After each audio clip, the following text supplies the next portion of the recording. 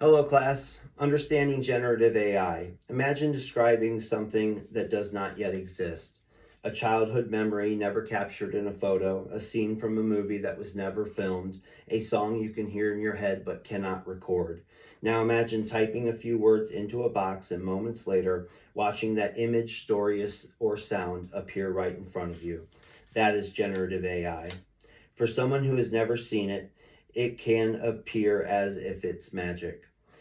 You describe what you want, and the system produces it instantly.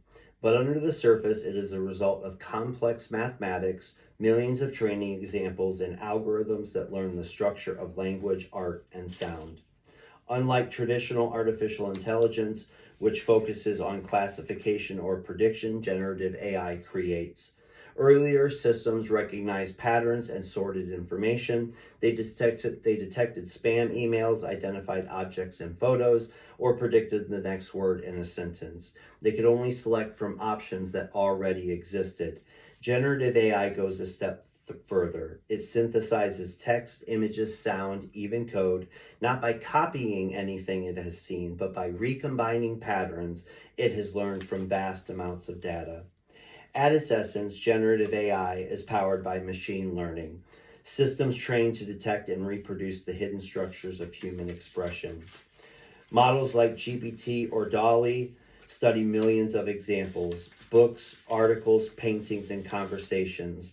They internalize linguistic rhythm, aesthetic form, and logical sequence. When you prompt them, they do not retrieve facts from a database. They generate probabilities of what should come next, choosing each word or pixel from based on millions of learned patterns.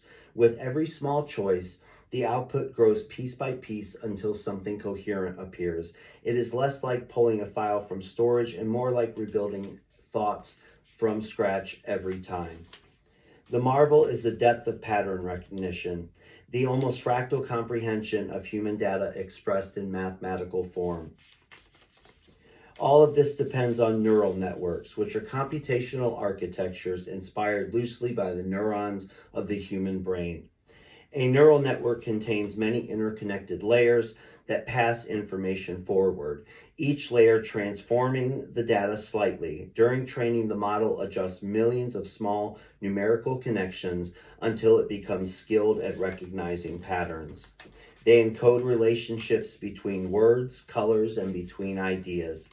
As these relationships strengthen, they form multi-dimensional spaces that act as abstract maps of meaning. These maps allow the model to generate new content that follows the same logic as the patterns it has learned. But alongside wonder comes tension. Generative AI raises ethical and philosophical questions. Who owns the data the model learns from? The artist, the public, or the algorithm? How do we reduce bias, prevent information, or stop the spread of deep fakes that can erode trust? What happens to creative labor when machines can simulate originality in seconds? A 2024 survey found that nearly 40% of United States adults use generative AI at work or at home in August of 2024, according to the St. Louis Fed. Also in 2024, Systematic Review identified ethical issues such as bias, copyright, and misinformation as major challenges in generative AI development, according to MDPI Informatics. Yet within the uncertainty lies extraordinary potential.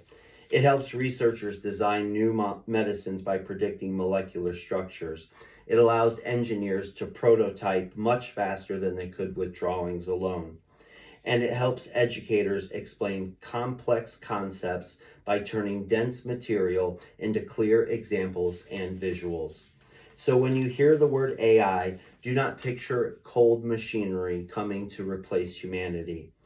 Think of it as instead as an amplifier, a system that expands what we are capable of doing.